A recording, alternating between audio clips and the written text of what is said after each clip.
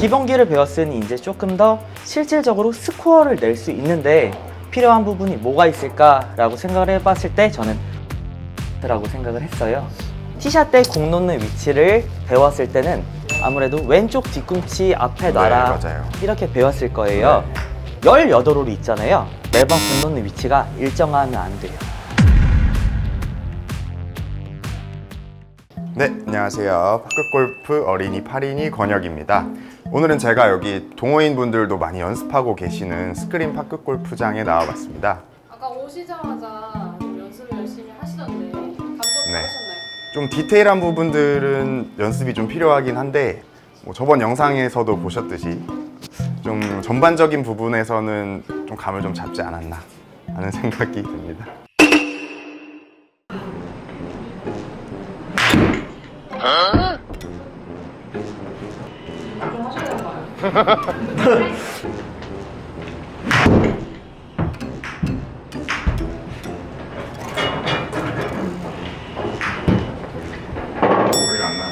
좀 감을 좀 잡지 않았나 하는 생각이 듭니다.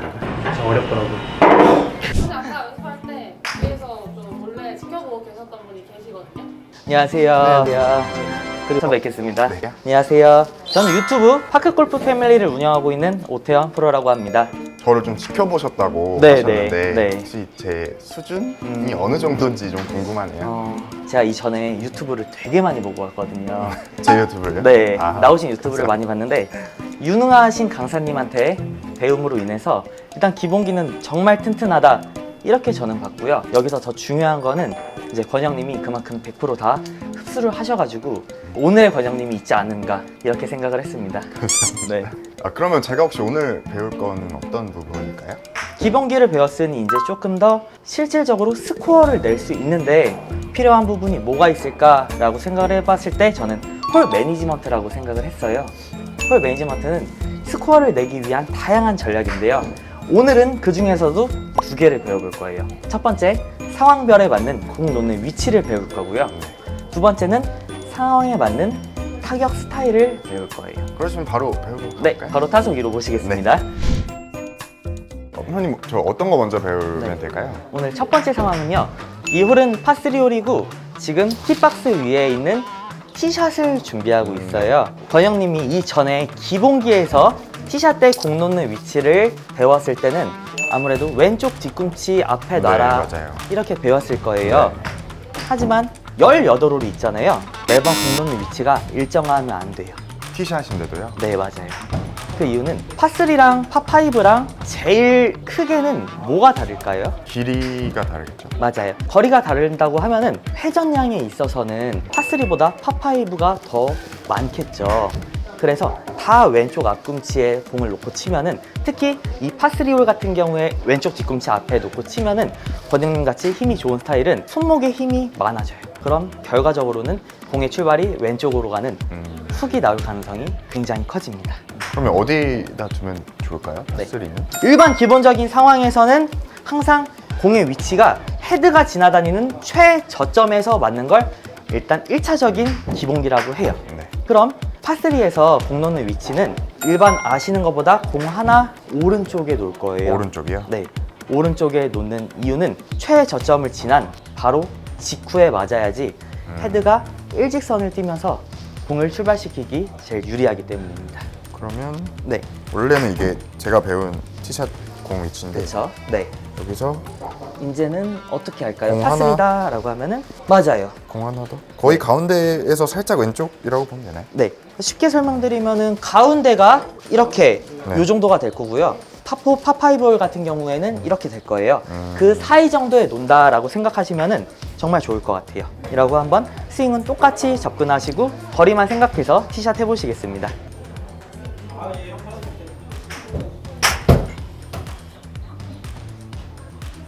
네, 좋습니다.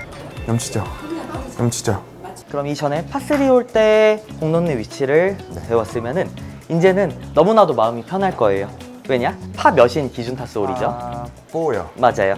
파4, 파5 홀 같은 경우에는 여태까지 너무나 많이 연습하셨던 그 공 위치에 왼쪽. 써주시면 돼요. 왼쪽 뒤꿈치. 맞아요. 그럼 여기서 잠깐 추가 설명드리면 왼쪽 뒤꿈치에 놓는 이유가 뭘까요? 뭔가 앞에서 맞춰야 회전이 백스윙이 더 커져서 많은 정답들이 있지만 제가 말씀드리고 싶은 거는 일단 파4, 파5 같은 경우에는 회전량이 많아지죠. 네, 여기서 손이 내려오기 전에 하체가 이렇게 먼저 돌죠. 네. 도는데 만약에 공이 가운데 있으면은 이 상태에서 맞게 돼요.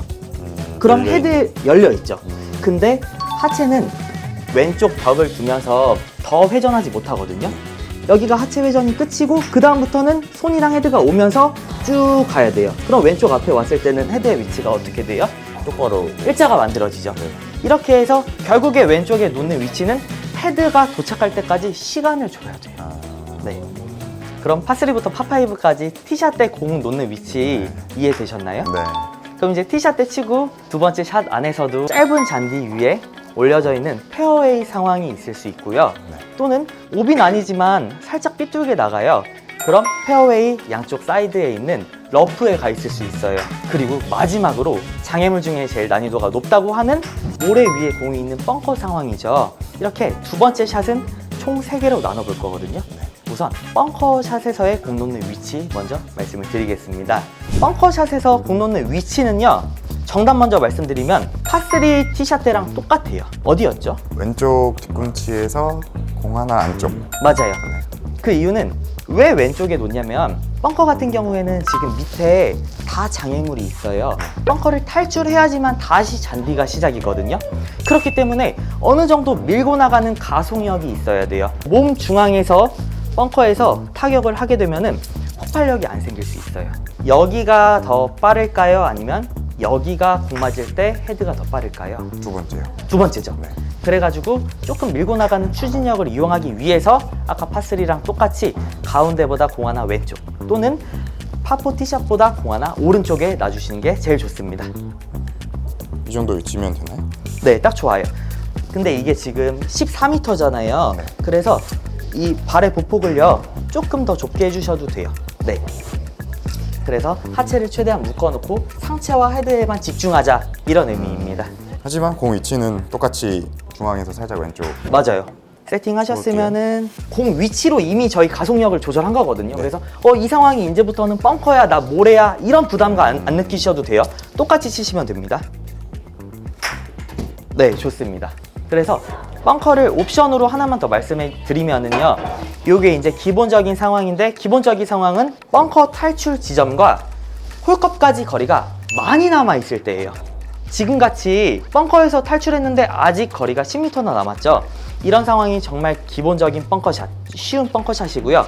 이럴 때는 첫 번째는 무조건 탈출을 목표로 해야 돼요. 두 번째 상황 같은 경우에는 벙커 나왔는데 바로 뒤에 핀이 좀 앞쪽에 있어가지고 이거 세게 치면 오비 날 것 같고 또 그렇다고 살살 치면은 저기 안 통과를 못 할 것 같아요. 이럴 때는요, 이것만 생각해 주시면 돼요. 꼭 핀 쪽을 볼 필요가 없어요. 벙커 이렇게 상상을 해보시면은 네. 내가 나가야 되는 지점이 벙커 턱 중에서 제일 높은 지점일 수가 있어요. 그럼 이 부분은 결국에 지금 핀을 보고 있는 거잖아요. 그럼 굳이 여기선 난 이미 장애물에 들어왔으니까 여기서는 최대한 방어를 해야 돼. 그래서 핀이 아니더라도 왼쪽과 오른쪽 중에 벙커 턱이 더 낮은데 그쪽을 공략해서 이 다음 퍼팅에서 점수 세이브를 하는 거를 전 추천을 드려요. 나오기만 하는 걸 일단 목표로 하는 거거든요. 맞습니다. 이번 상황은요, 페어웨이는 지키지 못했지만 그래도 코스 구역 안에 있는 러프 상황이에요.